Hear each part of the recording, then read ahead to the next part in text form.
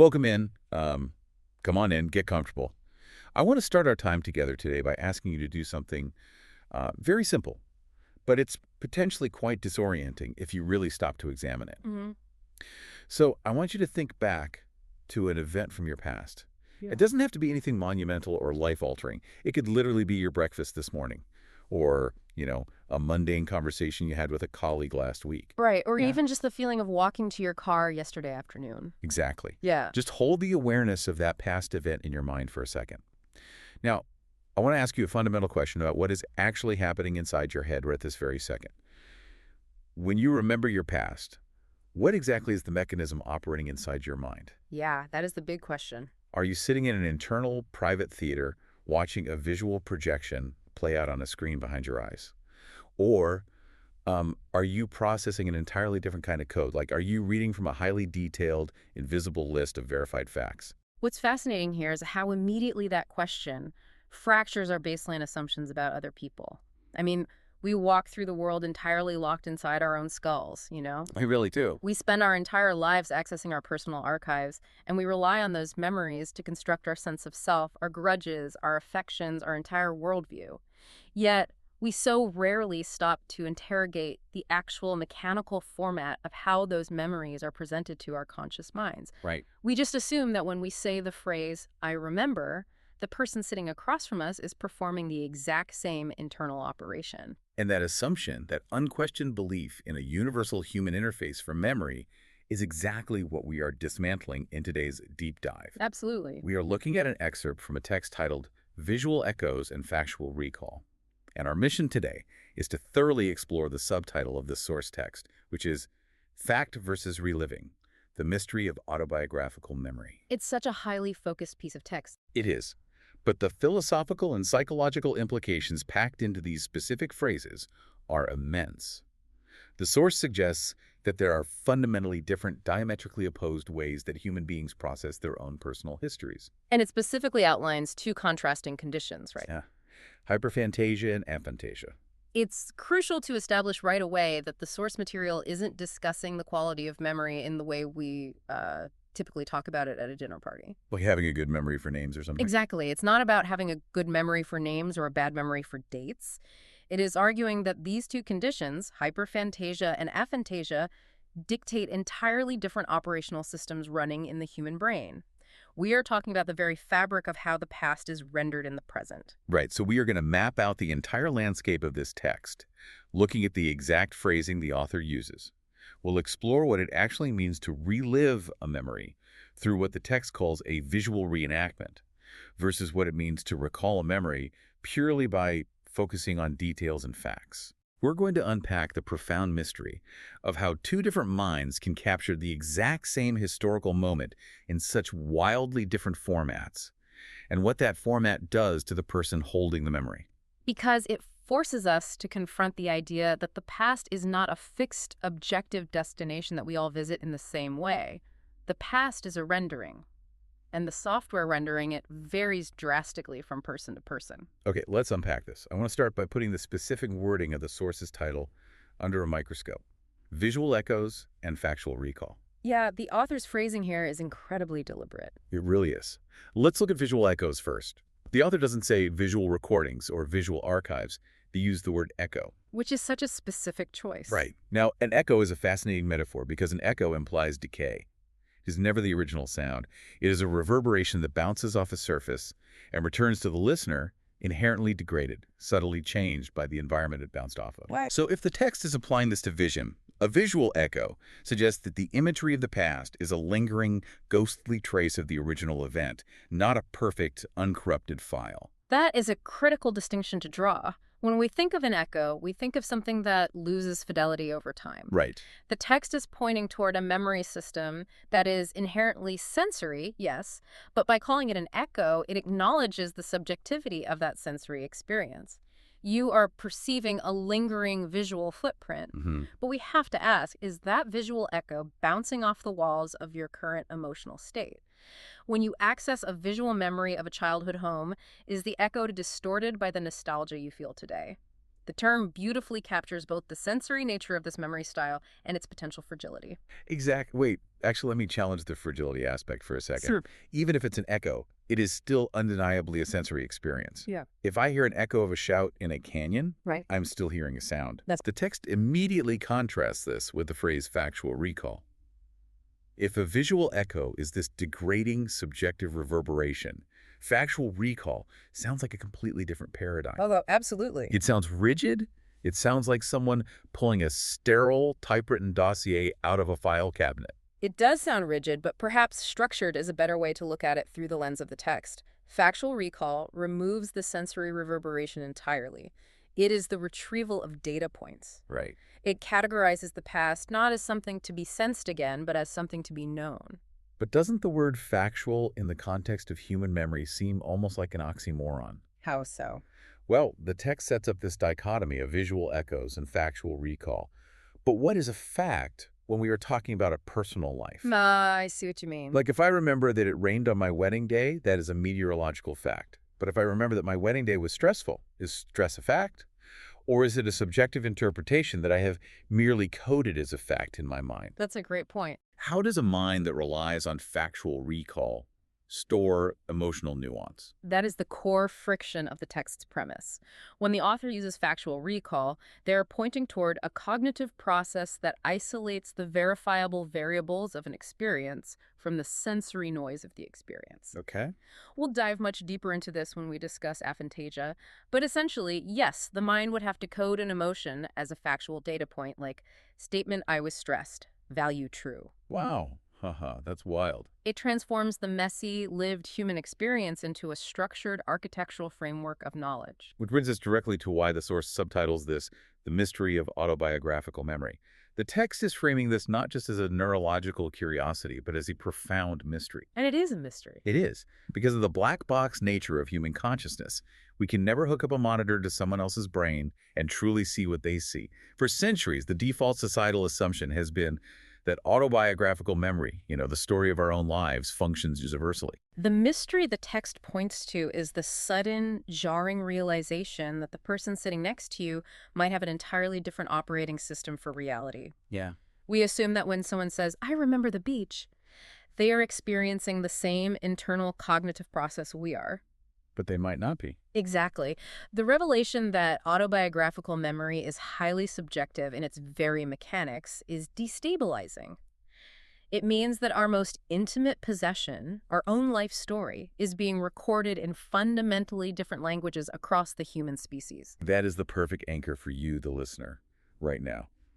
I want you to hold on to that memory I asked you to bring up at the beginning of this deep dive. Keep it right there in your mind. How are you accessing it? Are you seeing the light hitting the table? Are you seeing the face of the person you were talking to? Or do you just possess the unquestionable, invisible knowledge that the event occurred, stripped of its visual rendering? It's a fascinating self-check. Keep that internal check in your mind, because we are going to use it as our compass as we move forward. Let's start with the first specific condition the text outlines, hyperphantasia. This brings us to the deeply sensory extreme of the spectrum presented in the source. Yes, so the text introduces individuals with hyperphantasia, and it makes a very specific, loaded claim about their experience. It states that people with hyperphantasia have a richer memory of past events. Richer. Right. It doesn't just say they have a visual memory or an Yeah. image-based memory. The author chooses the word richer. And the text explains that this richness comes from their ability to relive past events in detail. We have to stop and interrogate the author's use of the word richer. Let's do it. In common parlance, richer usually carries a positive connotation. A richer tapestry, a richer flavor. It implies an abundance of data, a higher resolution of experience. Yeah, that sounds like a good thing. But does an abundance of sensory data inherently make a memory better, or does it just make it more cluttered? I am so glad you brought that up, because richer could absolutely be a double-edged sword. Like if you eat a dessert that is too rich, you feel sick. Exactly. If we look at the mechanics of what the text calls reliving, we start to see the potential weight of this condition. The text isn't saying these individuals really remember that an event happened. Reliving implies a visceral, present-tense experience of a past event. It is a collapsing of time within the mind. Right. To relive something, based on the framework of this text, is to mentally transport oneself back to the original moment and subject the conscious mind to those sensory inputs all over again. That sounds intense. It is not a passive retrieval of a file. It is an active experiential loop. Let's make this concrete. Yeah. If someone with hyperphantasia remembers a childhood birthday party, according to the text, they aren't just reciting a guest list or confirming the date. No, they are reliving it. They are seeing the flickering candles in their mind's eye. They are seeing the specific, garish neon colors of the wrapping paper. They are seeing the expressions on the faces of the people around the table. They are pulled back into the vividness of that specific moment in time. And the source goes on to describe this specifically as a visual reenactment. Yes. That phrase is doing an immense amount of heavy lifting in this text. Think about what a reenactment is. Okay. In a historical context, a reenactment is an elaborate staging. You gather the costumes, you build the sets, you position the actors, all to recreate something that has already concluded. Right, like a Civil War reenactment. Exactly. The text is suggesting that the hyperphantastic mind is constantly acting as an internal director, involuntarily staging high-definition visual reenactments of the person's own history. But hold on, if it's a reenactment, doesn't that inherently imply a level of fabrication? A reenactment of the Battle of Gettysburg is not the actual Battle of Gettysburg. No, it's not. It is a modern performance of it. Is the text subtly implying that the hyperphantastic mind is not actually playing back a raw recording, but is instead performing a high-fidelity simulation of the past? That is a brilliant interpretation of the author's phrasing. A visual reenactment requires rendering. The brain has to construct the scene. And things can go wrong during rendering. Precisely. And during that rendering process, errors can be introduced, biases can alter the lighting of the mental set, so to speak. The visual reenactment feels incredibly true to the person experiencing it because of its sensory richness, but it is fundamentally a reconstruction, not a time machine. Wow. And if we look closely at the psychological implications of this visual reenactment, it really reframes what it means to carry baggage. Oh, without a doubt. If you are the audience to your own past over and over again, what does that do to your present? If we connect this to the bigger picture, we have to consider the profound emotional toll of walking through life with a mind that constantly performs these visual reenactments. Having a richer memory sounds wonderful when we are talking about our wedding day or the birth of a child. The visual reenactment allows you to bathe in that joy again. You can literally see the smile of a loved one who is no longer here. But life is not just a highlight reel of weddings and births. Far from it. Think about the casual, everyday embarrassments, or worse, deep interpersonal conflicts. I made a joke earlier in my notes about the mental exhaustion of filing away a Tuesday commute, but imagine the opposite. Imagine being stuck watching a director's cut of your most humiliating high school moments on an endless loop. Oh man, that sounds agonizing. If you are forced to mentally stage a visual reenactment of a painful argument, that richness the text mentions means you are enduring the visual reality of that pain all over again. You are seeing the look of disappointment on someone's face with pristine clarity. It creates a reality where the past is never truly allowed to rest. It is an accessible, viewable present. The visual echoes are constantly bouncing off the walls of consciousness, demanding to be looked at.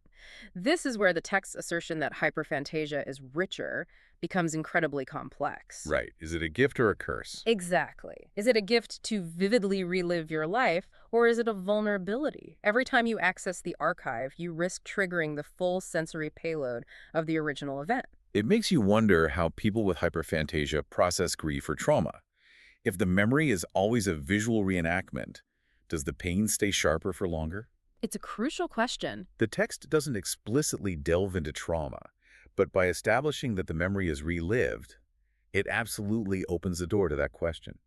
If you can't blur the image of the past, how do you distance yourself from it? The hyperphantastic mind, according to this framework, is tethered to the visual reality of its history.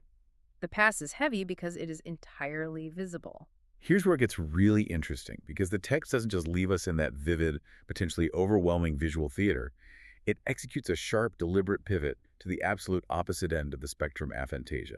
Yes, a complete pivot. The text explicitly contrasts the visual reliving of hyperphantasia, with a completely different mechanical process. Mm. And the key distinction the author makes here is that aphantasics do not experience the visual reenactment of the past. The contrast drawn in the source is stark, and it forces a complete paradigm shift in how we are discussing memory. Tell me about it. The text states that aphantasics recall the past by focusing on details and facts rather than a visual reenactment of the experience. If hyperphantasia is the inner theater we just spent so much time dissecting, aphantasia is an inner architecture of pure information. Focusing on details and facts. Mm? I want to pause on that exact phrase from the text. It's key. It changes the very definition of what a memory is fundamentally meant to be. For aphantasic, autobiographical memory is an act of knowing rather than an act of seeing. It is memory as pure data. Let's meticulously analyze this concept of memory as data. When the text says aphantasics focus on details and facts, it implies a compiled, structural, and non-sensory approach to personal history. Without the visual theater, without the lingering visual echo, what remains of an event? What is left is the verifiable truth of the occurrence. The memory is constructed of known variables. Right, but again, I have to act as the skeptic here. Are we absolutely sure that stripping away the sensory data leaves us with the verifiable truth? Fair question. If I am an aphantasic, according to the text, I don't see the mental image of the red shirt I was wearing, and I don't see the visual replay of the raindrops hitting the pavement. I only possess the factual, undeniable knowing that I wore a red shirt and that it rained. Yes. But human memory is notoriously fallible. Couldn't I just as easily compile a list of incorrect facts, like, I know I wore a blue shirt? The lack of an image doesn't guarantee the accuracy of the data point, does it? That is an excellent pushback. The text does not claim that factual recall is infallible. It claims that the method of recall focuses on details and facts. Okay, that's a fair distinction. An aphantasic can certainly misremember a fact. However, the nature of the error is different. A hyperphantasic might dynamically alter the visual reenactment over time, slightly shifting the lighting or the expressions based on their current mood. That's the degrading echo we talked about. Right. An aphantasic relies on a static data point. If the data point is recorded incorrectly at the time of the event, it remains an incorrect fact.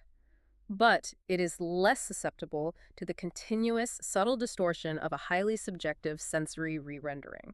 To make this really concrete, let's look at the analogies we use for memory. If hyperphantasia is like pressing play on a full-color, high-definition home video, aphantasia is like reading a meticulously maintained, comprehensive wiki page about your own life. I love that analogy. When you read a wiki page about an historical event, you don't magically hallucinate the event happening in front of you. You absorb the facts, you understand the timeline, you comprehend the specific details, but you aren't visually transported there. And we need to explore the immense utility of that wiki page structure. The source text described the visual reliving of hyperphantasia as richer, which, as we discussed, can carry a positive bias. It really can. It might lead a reader to assume that the factual recall of aphantasia is somehow lesser, deficient, or emotionally hollow, but focusing on details and facts offers a completely different and arguably highly efficient type of cognitive processing. It's the difference between watching an overly dramatic documentary and reading a clear, concise intelligence briefing. Exactly. When you are watching a hyperphantasic home video, you might get entirely distracted by the beautiful, sweeping visual of the sunset in the background of the memory and completely lose track of the actual sequence of events that occurred. The sensory richness becomes noise. Precisely. Factual recall relies on a structured, detail-oriented process.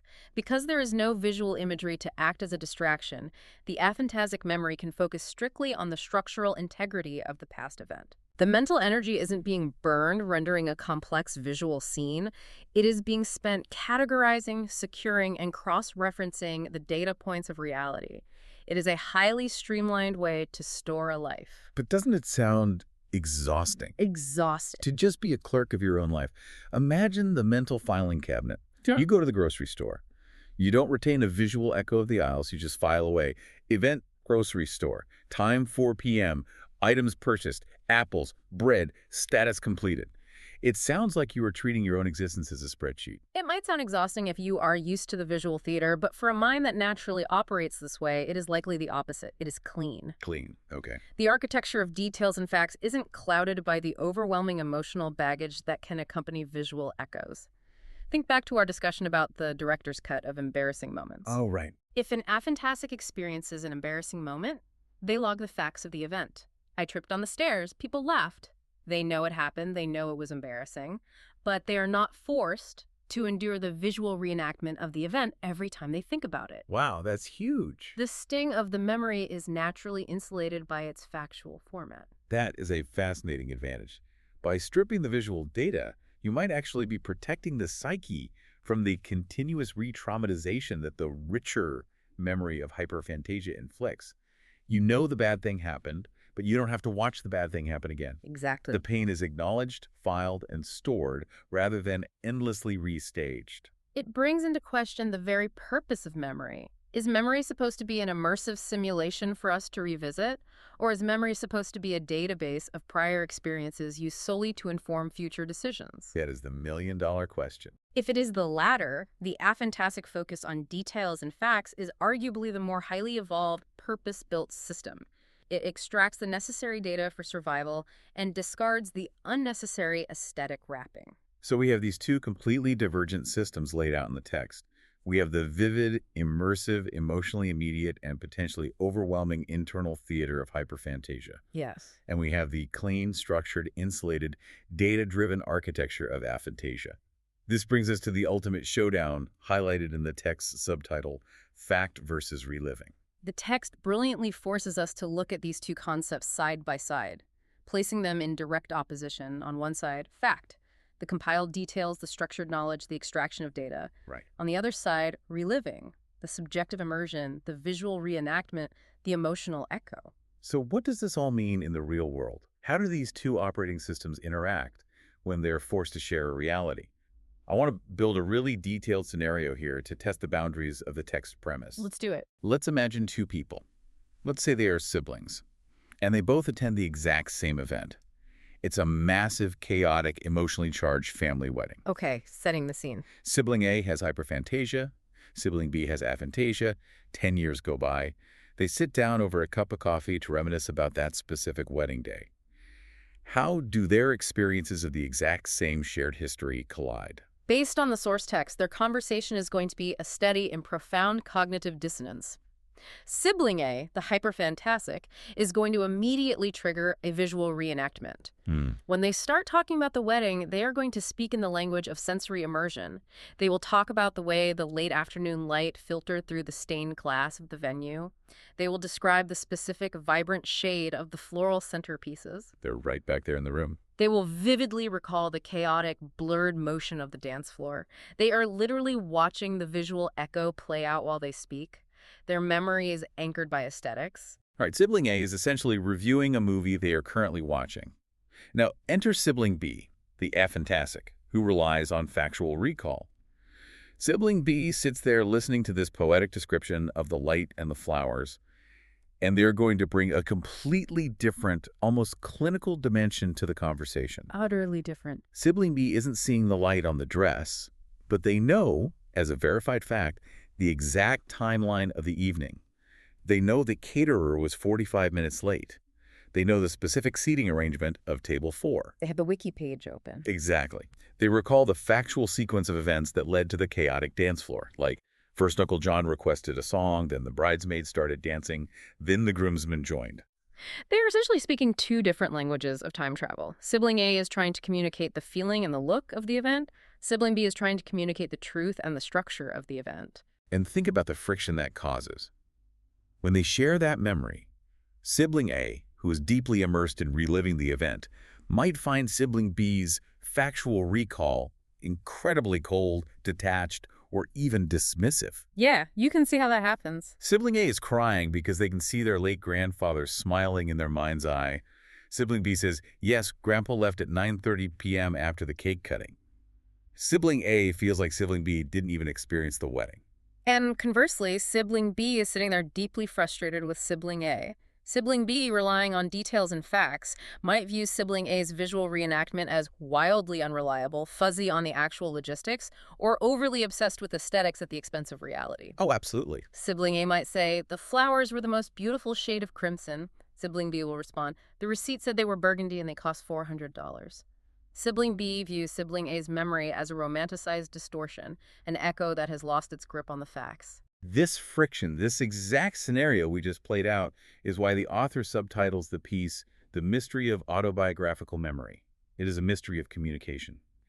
How do we ever truly agree on what happened in the past when the fundamental units of our memories are incompatible? This raises an important question, and it is perhaps the most profound philosophical implication found hidden within the text's dichotomy. It forces us to confront the nature of truth in memory. Truth. That's a big word. When we look at this battle of fact versus reliving, we have to ask ourselves a very uncomfortable question. Does a visual reenactment make a memory more true, or does it just make it more vivid? Wow, let's really pull on that thread.